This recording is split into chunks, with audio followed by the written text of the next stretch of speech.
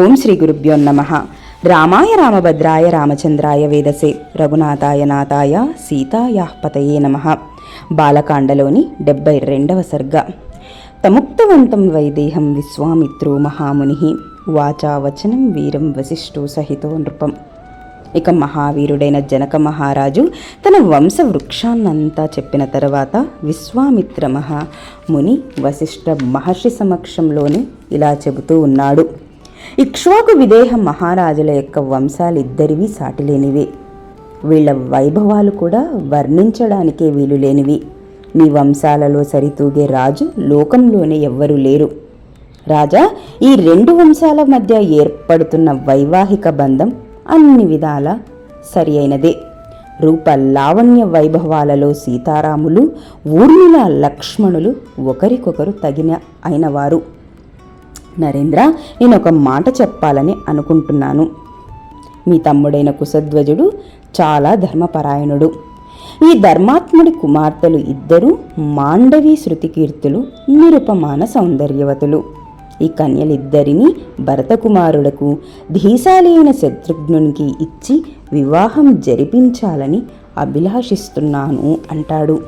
ఇక ఆ తర్వాత దశరథ పుత్రులు కూడా అపూర్వ రూప యవ్వన సంపన్నులు, లోకపాలులలోని సాటి అయిన వాళ్ళు, దివ్య పరాక్రమశాలులు. జనక, ఇక్ష్వాకు వంశము చాలా పవిత్రమైనది. పుణ్యకార్యాలలో మీ వంశము మహోన్నతమైనది. మీ వివాహ బంధాలతో మీ ఇద్దరి సంబంధాలు కూడా దృఢమవుతాయి అంటాడు. ఇక వశిష్ఠుడి సమ్మతితో విశ్వామిత్రుడి మాటలు విన్న జనక మహారాజు ఇలా అంటూ ఉన్నాడు. మునీశ్వర, ఇక్ష్వాకు వంశంతో మా వంశానికి వివాహ బంధాన్ని ఏర్పడాలని ఎంతో అభిలాషిస్తూ ఉన్నారు. మీకు కృతజ్ఞతుడను. కుశధ్వజుడి యొక్క ఈ ఇద్దరి కుమార్తెలు భరత శత్రుఘ్నులకు పత్నులవుతారు అని అంటాడు.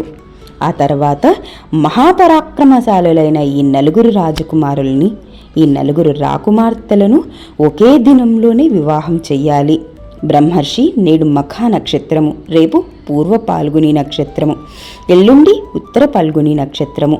సంతానప్రదుడైన భగప్రజాపతి ఉత్తర నక్షత్రంలో ఉన్నప్పుడు వివాహం జరపడం ప్రశస్తమని పండితులు చెప్పారు. ఇలా మృదు మధురంగా పలికిన జనక మహారాజు వినయవంతుడై మునివర్యులతో ఇలా అంటున్నాడు. నాకు కన్యాదాన ఫలం లభించేలా చేశారు. మీకు నేను శిష్యుడని. మునీశ్వర, ఈ ఉన్నత ఆసనంపై కూర్చోండి. మీరు మా మిథిలా నగరానికి దశరథుడి అయోధ్యలా భావించండి. మిథిలా నగరముపై మీకు సర్వ అధికారాలు ఉన్నాయి. ఇందులో ఏ మాత్రం సందేహం లేదు. మీరు నిస్సంకోచంగా ఆజ్ఞాపించండి, నేను చేస్తాను అని అంటాడు. విదేహ ప్రభువైన జనకుడు ఇలా అనడంతో రఘువంశ ప్రభువైన దశరథుడు చాలా సంతుష్టుడై ఇలా అంటూ ఉన్నాడు. మిథిలా నగర ప్రభువైన మీ ఇద్దరు సోదరులు మహాసద్గుణ సంపన్నులు.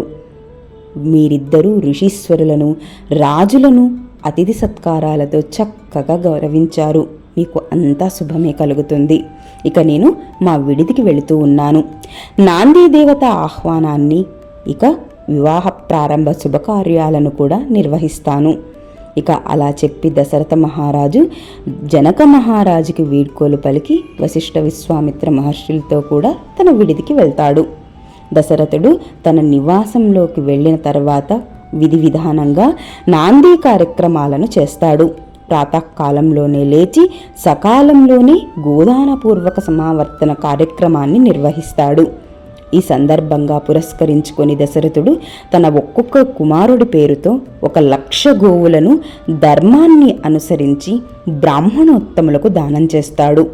పుత్ర ప్రేమ కలవాడు అయిన దశరథుడు బంగారు కొమ్ములు కలిగిన సమృద్ధిగా పాలు ఇచ్చి దూడలు కలిగిన 4,00,000 గోవులను, పాలు పెతకడానికి ఉపయోగపడే కంచు పాత్రలను, ఇంకా పుష్కలమైన ధనాన్ని, ఇతర వస్తువులను పుత్రుల సమావర్తన కార్యక్రమ సమయంలో బ్రాహ్మణులకు దానం చేస్తాడు. వాల్మీకి మహర్షి విరచితమై ఆది కావ్యమైన శ్రీమద్ రామాయణంలోని బాలకాండలోని 72వ సర్గ సమాప్తము. స్వస్తి.